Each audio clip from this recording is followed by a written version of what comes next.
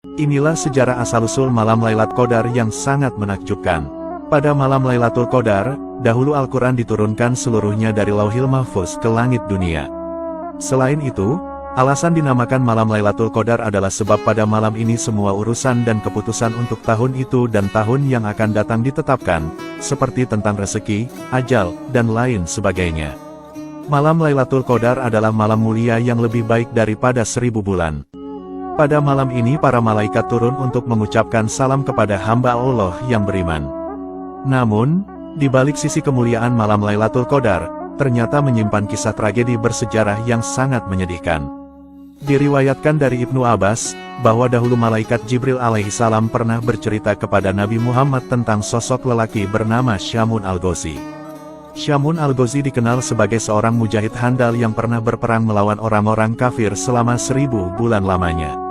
Hebatnya, ketika berperang, Syamun al-Ghazi hanya memakai tulang dagu unta sebagai senjatanya. Hal ini sebab ia tak punya alat-alat perang. Ajaibnya, ketika orang-orang kafir dipukul dengan tulang unta itu, maka tak terhitung korban yang tumbang dari mereka.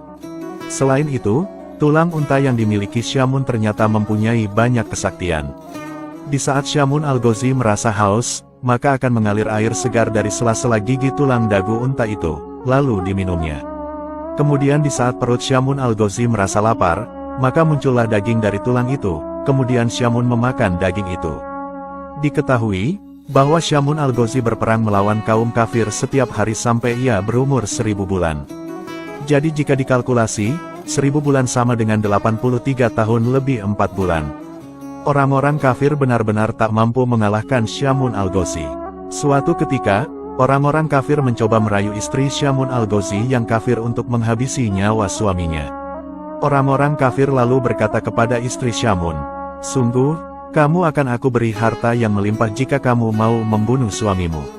Istri Syamun menjawab, "Aku tak mampu membunuhnya." Orang-orang kafir lantas berkata, "Kami akan berikan kamu seutas tali yang kuat. Ikatlah kedua tangan suamimu itu dan juga kedua kakinya saat sedang tidur. Lalu, nanti kami yang akan menghabisinya." Kemudian, istri Syamun menyetujui tawaran itu. Ketika Syamun sedang tidur pulas, sang istri yang durhaka itu lantas mengikat tubuh Syamun sekuat-kuatnya menggunakan tali pemberian orang kafir. Ketika Syamun terbangun dari tidurnya, ia pun terkaget dan bertanya kepada sang istri, "Siapakah yang mengikatku?" Sang istri menjawab, "Akulah yang mengikatmu hanya untuk menguji kekuatanmu." Atas kekuatan dan kekuasaan dari Allah Subhanahu wa Ta'ala, Syamun lantas dengan mudahnya mampu melepaskan tali-tali yang mengikat tubuhnya itu. Karena hal itu gagal, kemudian orang-orang kafir memberikan sebuah rantai lagi kepada istri Syamun untuk mengikat sang suami.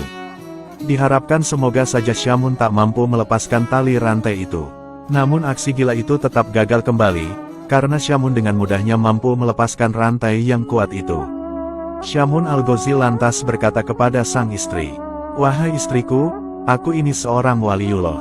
Tidak ada satupun di dunia ini yang bakal mampu mengalahkanku kecuali rambutku ini." Dari jawaban itu, diketahui memang Syamun memiliki rambut yang panjang. Rambut itulah penyebab dirinya tidak bisa dikalahkan oleh musuh siapapun juga. Dari penuturan sang suami, akhirnya istri Syamun dapat tahu apa kelemahan suaminya. Kemudian, beraksilah istri Syamun ketika sang suami sedang tidur. Dia lalu memotong 8 utas rambut Syamun yang panjangnya sampai ke tanah. Istri Syamun lantas mengikat tangan dan kaki suaminya dengan masing-masing 4 utas rambut. Ketika Syamun al-Ghazi bangun, terkagetlah ia melihat tangan dan kakinya terikat. Ia berkata, "Siapa ini yang mengikatku?" Sang istri menjawab, "Aku yang mengikatmu untuk mengujimu." Kemudian, Syamun lantas meronta-ronta berusaha melepaskan tali rambut yang mengikatnya. Namun, usaha yang dilakukannya itu sia-sia.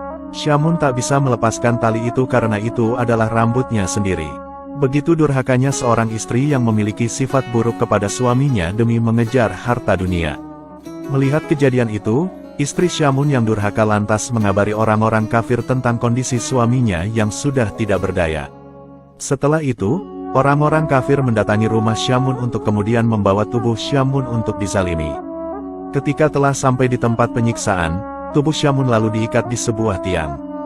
Kemudian, para orang-orang kafir mulai melakukan kezaliman dan penyiksaan kepada Syamun al-Ghazi. Tubuh mulia Syamun kemudian mulai dipotong-potong orang-orang kafir itu.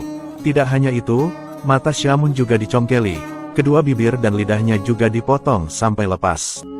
Menyedihkannya lagi, kedua tangan dan kedua kakinya juga dicopoti semuanya. Melihat nasib malang hambanya, Allah Subhanahu wa Ta'ala lantas memberikan pertolongan kepada Syamun. Allah Subhanahu wa Ta'ala berfirman, "Perlakuan apa yang kamu inginkan dariku terhadap mereka?" Syamun lantas menjawab, "Berilah hamba kekuatan, sehingga dapat kugerakkan tiang rumah ini hingga merobohi mereka." Allah Subhanahu wa Ta'ala lalu mengabulkan permohonan Syamun. Allah Subhanahu wa Ta'ala kemudian memberikan kekuatan dahsyat dalam tubuh Syamun. Ketika Syamun menggerakkan tubuhnya, maka seketika itu bangunan bergetar dan bergoncang dahsyat, atap-atap bangunan seketika rontok dan menimpa seluruh orang-orang jahat itu. Seluruh orang kafir yang tertimpa bangunan langsung binasa seketika termasuk istri Syamun yang durhaka. Kemudian, Allah Subhanahu wa Ta'ala mengembalikan anggota tubuh Syamun yang terpotong menjadi utuh kembali seperti sedia kala. Setelah peristiwa menakjubkan itu, Syamun al-Ghazi lantas masih hidup dan beribadah selama 1000 bulan lagi. Di setiap malam beliau selalu bangun dan mengerjakan sholat. Sedangkan di siang harinya beliau selalu berpuasa. Begitulah aktivitas kehidupan sehari-hari Syamun al-Ghazi hingga akhir hidupnya. Syamun al-Ghazi wafat dan gugur setelah syahid saat berjuang di jalan Allah Subhanahu wa Ta'ala. Setelah mendengar kisah luar biasa itu, para sahabat Rasulullah lantas menangis haru dan ingin sekali seperti Syamun. Mereka lantas bertanya kepada Rasulullah, "Ya Rasulullah, apakah engkau tahu pahalanya?" Rasulullah menjawab, "Aku tidak tahu." Dari situlah Allah kemudian mengutus malaikat Jibril untuk turun dengan membawa surat Al-Qadar. Allah berfirman, "Wahai Muhammad, aku beri kamu beserta umatmu malam Lailatul Qadar, yang beribadah pada malam itu lebih utama daripada beribadah selama 1000 bulan.